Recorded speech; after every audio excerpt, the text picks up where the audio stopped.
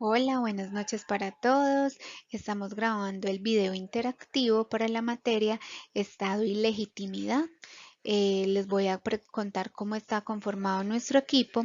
Los integrantes es María Camila Piñeros, Jessica Daniela García, Santiago Vaca y quien les habla, Luisa Fernanda López. Bueno, empezamos hablando del estado de Colombia en general. Entonces sabemos que Colombia es un estado social de derecho organizado como una república unitaria. Entonces sus elementos tenemos territorio, población, gobierno y soberanía. Entonces el territorio es el área delimitada que conforma el país. La población son aquellas personas que hacen parte de él. El gobierno es el poder en general y la soberanía tenemos entendido que pues es ya considerada como la autoridad suprema, ¿listo?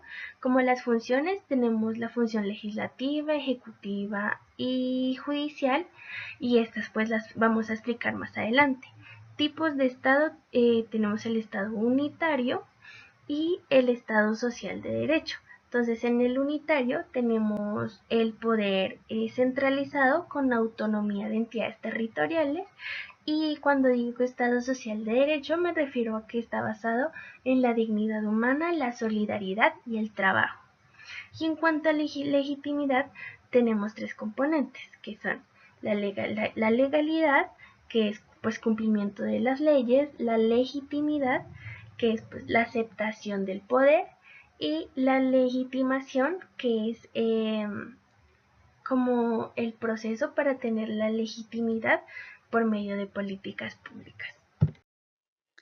Bueno, vamos a seguir hablando de los tipos de gobiernos y la constitución política. Es importante mencionar que Colombia es un sistema de gobierno y es una república unitaria con centralización política y descentralización administrativa. Bueno, seguimos hablando de los tipos de gobiernos. Resulta que la república presidencial, el presidente de la república es el jefe de Estado y el gobierno elegido por voto popular, que acá es pues muy importante esta partecita, para un periodo de 4 años. También tenemos gobiernos locales, pues ahí también podemos decir que Colombia está dividido en 32 departamentos y un distrito capital. Entonces ahí está conformado por gobernadores, por alcaldes, que son elegidos igual que el presidente por voto popular. Ya vamos a hablar un poquitico de qué es la estructura del poder público. Entonces acá tenemos el poder ejecutivo, el poder legislativo y el poder judicial. ¿De qué se encarga cada uno? Entonces decimos que el poder ejecutivo está encabezado por el presidente, quien es asistido por los ministros y directores del departamento administrativo, ya seguido por el Poder Legislativo, compuesto por el Senado y la Cámara de Representantes, y para finalizar, por el Poder Judicial, que incluye la Corte Suprema de Justicia y la Corte Constitucional. Bueno, doy paso a mis otros compañeritos con unos temas también muy importantes. Encontramos otro aspecto importante que debemos mencionar, y es el régimen político. ¿Y qué es este? Es precisamente esa forma de gobierno, son todas esas reglamentaciones o normas que determinan cómo se debe acceder o cómo se debe ejercer como tal el poder. Encontramos que la función más importante que tiene el Estado es precisamente velar por el bienestar de sus habitantes en sus diferentes aspectos, ¿sí? En la integridad del ser humano, su dignidad humana como tal. Encontramos aquí un término muy especial, y es el tema de la coacción. Esta ayuda a proteger los intereses del Estado y luchar contra los peligros a los que está expuesto, es decir, todos los peligros que se pueden presentar. Encontramos también unos objetivos especiales según la Constitución. En su artículo 2 nos menciona varios que son muy importantes. Está entonces servir a la comunidad, promover la prosperidad general y garantizar la efectividad de esos principios, de esos derechos y de esos deberes. facilitar la participación de todos en las decisiones que son importantes y que de alguna manera terminan afectando a todo el pueblo.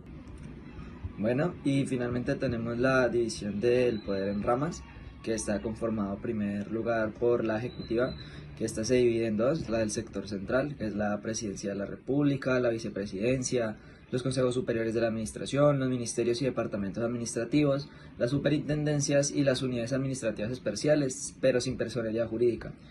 Y por otro lado están las del sector descentralizado por servicios, que aquí se encuentran los establecimientos públicos, empresas industriales y comerciales del Estado, las superintendencias y unidades administrativas especiales con personería jurídica.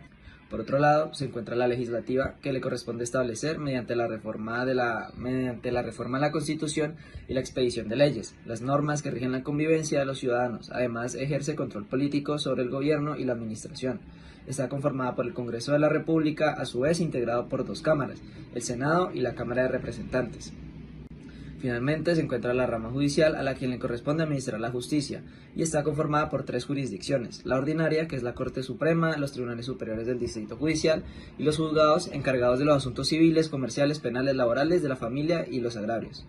La contenciosa administrativa, que es el Consejo de Estado y tribunales administrativos, que se encargan de dirimir los conflictos entre la administración y los particulares, y la constitucional, encargada de garantizar a la integridad y supremacía de la Constitución Nacional. Por último, vamos a hablar del Estado y la sociedad civil. Hay dos autores que nos hablan, Bejarano y Reyes. El primero sostiene que para que una democracia sea eficiente requerimos un Estado fuerte, ¿sí? Y para que este Estado sea fuerte necesitamos una sociedad fuerte. Sabemos que la sociedad la conforman las personas. Reyes, por otro lado, nos enfatiza que es muy importante la vida social en el Estado, y por eso la sociedad civil es como su mayor componente y su elemento más dinámico. Tercero, nos hablan también del régimen político, el cual pues es ya la agrupación de normas y leyes que pues pueden regular las relaciones sociales entre uno de los componentes esenciales del Estado, que es la población. Y por último, el Estado Social de Derecho, que pues como ya habíamos visto anteriormente, nos habla de la solidaridad del trabajo, y pues por eso es que lo que nos cambia básicamente de una constitución a otra, desde la de 1800 hacia la de 1991, es esto, que ahora somos un Estado Social de Derecho. En cuanto a las características de un Estado y sociedad civil fuertes, tenemos como primera la autonomía del Estado, en el que nos habla de la independencia del ámbito político del sistema social. La segunda es la capacidad del Estado, que nos habla de un Estado institucionalizado con reglas claras y permanentes. Y en la tercera y última es la autonomía de la sociedad, la cual nos habla pues de las presencias de organizaciones autónomas que nos permite manejar los conflictos y limitar el poder político.